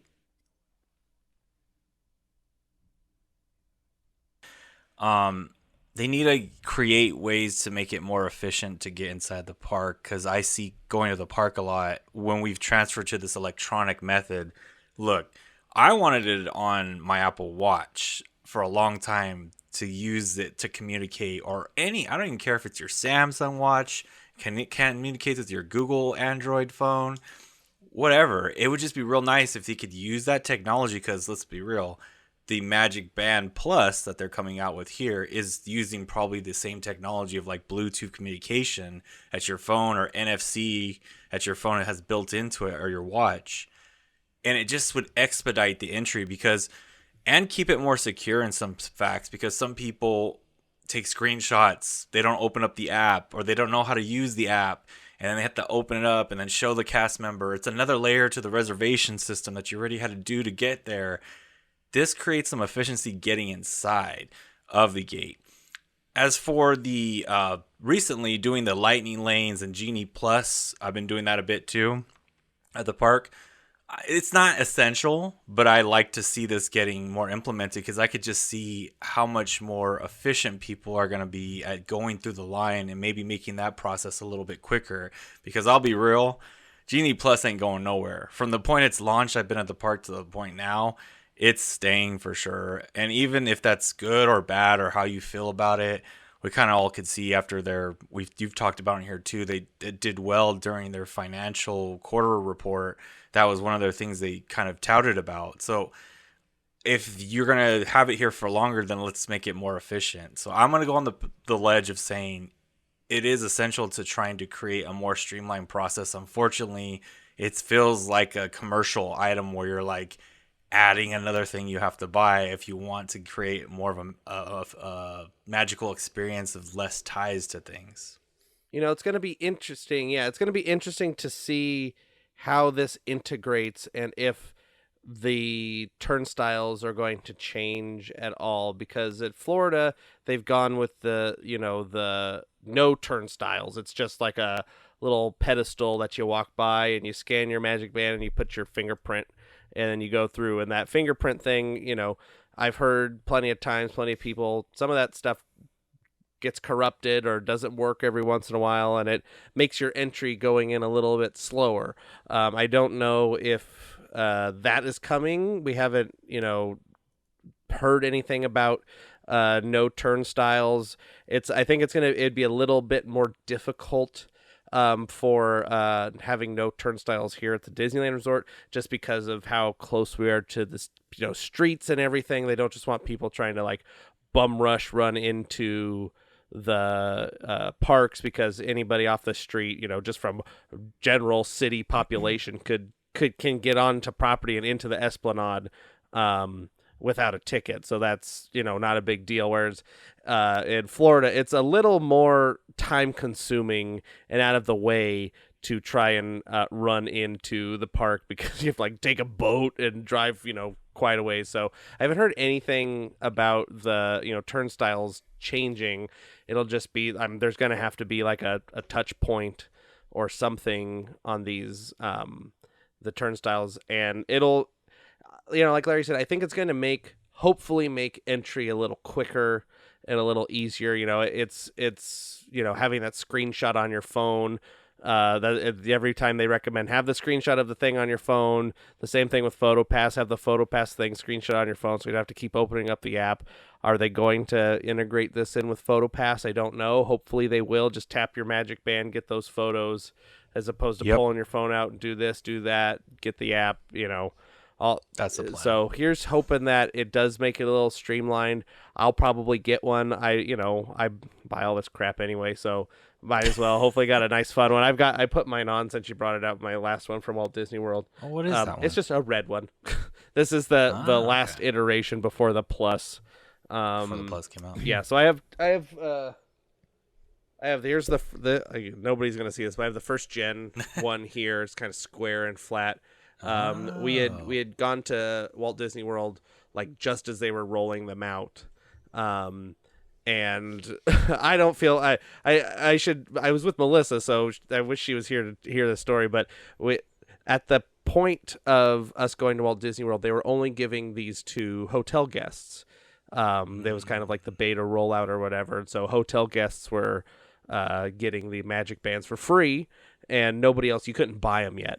And so what we did was there was 5 of us, booked a one night stay in a campground, and they sent us a big box with all of these in them with all our names, so there's going to be 5 of us. So they mailed it to us weeks before we're going, and we went and visited our campground, and we parked there for the day, our Magic Kingdom trip.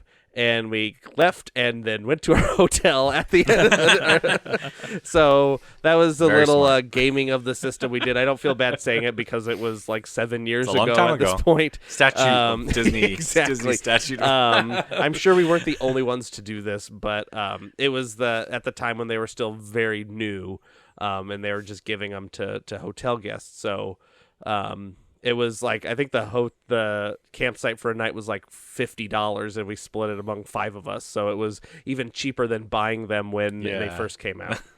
Granted, they're not the printed with anything fun. Mine was gray. Right. Yeah, the Fitbit version of the Magic Band. Exactly, really great or no? Because that's how I actually have 2 of the version 1s, because that first trip I went, I bought the Premier Pass, so the both coasts pass, the gold one, and they sent you one if you were an annual pass holder for Walt Disney World later. So I had 2, which I didn't know, but at the time. But yeah, then this one, I don't remember how I got the red one. I think we just bought it. I don't know, but the second version. But yeah, I was very content with how Magic Bands worked at Walt Disney World the last time I used them, so I would be fine with using them here. Now the second version, like the second iteration, you could take the little puck out, and people were putting them in necklaces or in different kinds of bands or like bangles and different ways of having the little medallion that's in the center of it that has all the information, because it just has like 2 little screws, or no, it just has like 2 little screws. You pop it out and you can put it in a different thing. So it'll be interesting to see, does this Magic Band Plus have that capability as well? I know this one has some lights in it. So I don't know about the battery situation. I haven't done really any looking into Magic Band Plus at all. But there will be, definitely some interesting things to think about, when getting these Magic Bands. Are they rechargeable? Battery replaced? Is it it's rechargeable? Yep. Oh, okay. Then there you go. Because these has rechargeable battery, these waterproof. ones are not. They're just until they die. but they die, but right? they're just I believe they're just RFID. So there's a battery in there, but it's very low power. So in theory, these might still work. I don't think so. They've been sitting around for quite a while, but the original incarnations were not rechargeable or removable or anything. So it's good to hear that they have rechargeable battery because I hadn't looked into it. So Yeah. It comes that with was its my own long little charger too. little charger. Does it come with a brick? No, it's like a little puck-looking No. thing that it sits on. Oh, Good question. Yeah, Magic Bands are interesting to me. I think the functionality use case of a Magic Band is, like, to me, it's kind of lost at this point. I feel like we're too far away in the technology where you have RFID and Bluetooth on your phone. And Larry, you brought up the point that I wanted to bring up as well, that you have watches that have this functionality built in. Like, how hard is it for you to build an extension of the Disneyland app so that you can use an Apple Watch or a Samsung Gear Watch or something to do this? You know, the reason we don't have an app that allows you to do that with a device that's already built for doing stuff like this is the fact that they can't ding you for another $30 to $45 for this piece of silicone that has a design that you like. Now, are they cool looking? Yeah, they can be. I think in some cases, and depending on who's wearing it, they look kind of bulky. I don't think they have kids versions either, so if you have very small hands or you have children with you, they can't really use it, which is why I think the second version with the removable puck became a more popular option, because kids could wear it around as a lanyard or they could put it in something custom made and stuff like that. So to on that one note, they did. So I'll show you my Magic Band just so you can be aware. So the original version has an outer and an inner section, and so this I can show this to you here. You can see there's a dark and a light section. Mm-hmm. This dark section you can just peel off. Oh, and so okay. it becomes a lot smaller, and so this iteration has it as well, the dark section and the colored section. So this is the adult size. You peel that off for the children. So I don't know if these new versions have that same peely part where you can make it a kid's size or not. But the other two iterations have this little peely part where it can fit a kid's wrist, and I've seen kids wear them before. Because mine goes pretty far out into the Adult. Well, you know what? I got like Hulk wrist? four holes on the adult one, but there's still like a jillion holes that go all the way up to, like, I mean, I can fit this on my dog's leg. It goes so small. Wow. Like, she's tiny. Well, that's great to know. Yeah. Might need it. So if need that's it. the case for the second one, then this new version will have it. Because as far as the bands are concerned, the bands are going to be almost identical to the existing ones. The only difference is the fact that the puck is going to have some additional functionality, which is supposed to include the ability to do Lightning Lane and Genie Plus, but more importantly for the Disney company, if you're staying in the hotel, is how it's going to interface with the Alexa technology. So there aren't, I mean, if you're staying in a hotel and you're using it for, getting into your door and stuff like that, that's cool. I don't know how safe it is, because RFID technology can, in many instances, be cloned very easily. And so I don't know what the security features behind this device are. I don't know how far away you have to be in order to maybe clone somebody's hotel key or something like that and, keep your family safe. Not that I wouldn't use it if it came free with something, but they're not going to give these for free, right? These are part of a packaging. You do pay for them, and if you don't like what you're buying, then they have a myriad of different designs that you can purchase. Would I get it? I don't know. I would probably get like a collector's version, like a mansion one or something like that, just to say that I have one. Would I use it? Probably not, because as far as I can see, I haven't seen anything that the Magic Band is going to provide that I can't just do on my phone already, and more effectively than using the Magic Band. And if the fallback to using the Magic Band is make sure you have it on your phone, is why don't you just use your phone to begin with?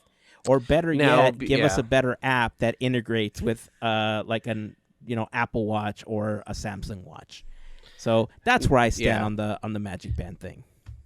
So here's my thing, that if they do it right and they do this, then I'd be happy and I'd use it. Now, security issues or not, whatever.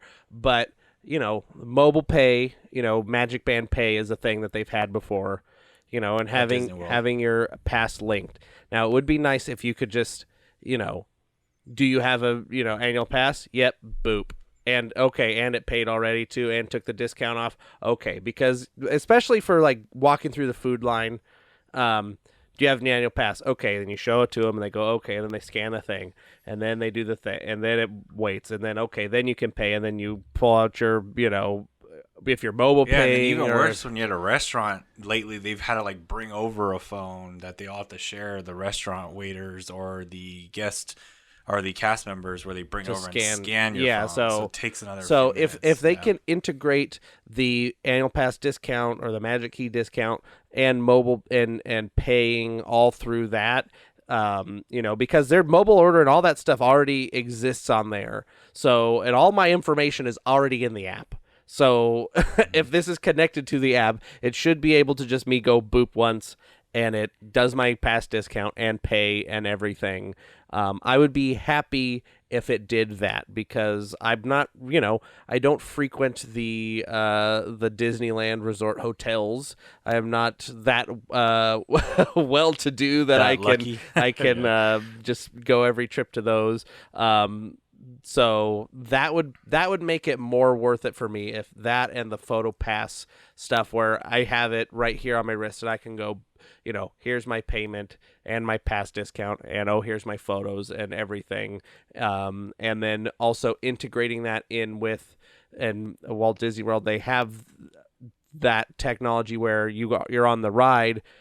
It's already, your on-ride photo is on your account because it knows you are in this car and you're wearing the Magic Band, and you don't even have to go to a screen or anything. You just walk off and it's on your account because you were in that car and we could tell. That was like, cool. I think it was, some of them you had to go up. Originally, you would have to go up to the screen and be like, tap it and tap the one against. But the one specifically that I remember was the Seven Dwarves Mine Train. There wasn't like a preview, anything. There wasn't screens or anything. It was just on your account. You just walked out and then you showed up, and there was a video actually of you on that, which was cool. Yeah. I think they should. That's cool. Walt Disney World has a great on-ride photo system. They have like a lot more on-ride photos, which is nice. Like they should add more Disneyland, but that's a whole different topic. We should probably talk about what rides should have on-ride photos. We're getting Walt Disney World merchandise in Critter Country. They can't do that right now. Yo, the Epcot stuff? Yeah. Is that what you're talking about? Yes. They also have the Walt Disney World 50th like vans in the Emporium. Right. I get what you're saying, and I think for the ride experience, it's possibly the one that I can see it being used for the most, especially for the photos and everything. But like for a food experience, like how aren't they doing away with all walk-up food purchases? Don't you have to mobile order everything? Isn't that what they're gearing towards? If it is, what line are you going to stand in that's going to require you to just swipe your wrist? And the same they've opened it up. It's just have they? Okay. Yeah, the food lines have opened up. They do have the mobile order line and everything, but there hasn't been one place that I've seen that's exclusively mobile order anymore. Okay. Now, all right. There might be, but I'm not 100% sure. All the places that I've gone to, there has been a walk-up line and a mobile order line. As of the last trip I went to. Just answer your question too, Andrew. It was, you're saying through the gate, I believe the cast members are going to use, like, you know how they do the mobile phones right now when you check in with like an iPhone? Oh, there's like a tap a phone kind of thing. That's exactly what they're going to do Gotcha. when you check in with the pass or with the band. Well, I'm going to stick to what I said. That's okay. I think in general they're novel if you want a collectible, especially if there's any particular attraction or a property that you really enjoy. But I would think it's a better choice for Disney to just provide an app that does that with existing technology, because I don't think people, I mean, maybe they will, I don't know, but if I'm wearing a watch to the park, like now I have to wear a magic band on top of it, like on my other wrist or something, like, yeah. Why would you I wear 100% two? agree with that. You know, so yeah, no, I 100% agree with that sentiment.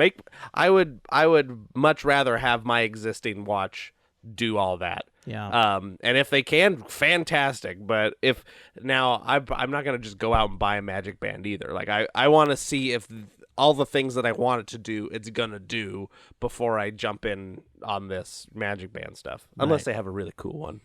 Yeah, that's true. And that's where I stand. If they do have like a really nice mansion one or something, then yes, as from a collectible standpoint, I will get it. From a usability standpoint, I don't think I would be using it. Because that was gonna be my questions. Like, what is the difference between there? Yeah, the functionality at least is there. What's the difference between buying like something that's like a regular item that you buy that's just collectible? So then it kind of falls into that category. At least it's got some functionality to it. So I guess that's when you tell yourself when you like they're buying it, you're not at least being like, if you could set it up, you're like, well, at least this has some functionality to it I could use in the future, and it's not just something I may like to look at, if that's kind of the idea. And also they're not like the prettiest thing to look at. I mean, it just looks like a watch band. sitting there. So you got to get like a watch display or Right. something like on the collectible standpoint, it is more for if you're going to be wearing it to be like, I've got the mansion one, I've got the Roger Rabbit one, I've got the brown one. Like, I don't know, like, I've got the poop from Pinocchio one. I like Exclusively only at you get the Disney Plus Pavilion at downtown Disney. That'll probably be there at some point. That's funny. they're going to have a bounty hunter experience with this one too. Just a heads up. That was about the magic. Oh yeah, it ties into I mean you can do that on the app as well, the Play Disney app, the bounty hunter thing, but that'll be integrated in as well. Yeah, as it unfolds, I think we'll see how much they're worth it. Just initial now, I think for the Disneyland Resort, I don't know. I just don't see it as a necessity. But let's throw the question out to the listeners and see how they feel about having a Magic Band. So how do you feel about it, one, coming to the Disneyland Resort, and do you see yourself buying one and using it around in the resort? Or have you used it at Walt Disney World and have had such a great experience with it that you think it's a necessity coming to Disneyland? Or have you gotten it for Disney World and found that it just wasn't necessary and it just kind of bogged down your experience? Like, tell us about it. We'd love to hear, and we'll share those stories in an upcoming episode. Yeah. So that's it. I think it's time to wrap it up. Yeah, that Dreamlight Valley talk at the beginning just kind of sidetracked the show a little bit more. I still got it open. I'm still playing it. Well, I'm still playing. There's 2 hours of gameplay. I've been finding some time capsules. You know what? I'm talking to Donald. I leveled up Donald to 10 while we were talking here. Nice. So, and then my plants still haven't gotten dusty, so that's good. It's nighttime, so it's kind of hard to see in some of these other spookier areas. Fantastic. Oh, that's another thing. It does sync up with your real time. So if it's nighttime for you, it's nighttime in the game. That's daytime, cool. Yeah, except morning. One time I like upgraded, like I think I like welcomed Remy or something, and I came out of the castle and it was daytime, and I was playing at like midnight, and I was like, "This is weird," and then I had to turn the game off and turn it back on. So interesting. Glitch. Glitches. All right, that is going to wrap it up for this episode. Any final thoughts on anything that we talked about, or any other comments before we close it out for today? You fool! I don't know. I'm gonna post the video related of the "you fool" on my Instagram, or on my story right now. It's from this Gilbert Gottfried, like the Hollywood Squares. If you don't know what it is, look up Gilbert Gottfried "you fool" on YouTube. It's very funny. Nice. All right, with that, it's time to wrap it up. So until next time, keep dreaming, keep moving forward, and always remember to pass on the magic. Have a fantastic week, everyone. See ya. Keep it magical. I got the magic in me. Oh, man. Look out. It's got the juice. It's got, the juice. Carrots.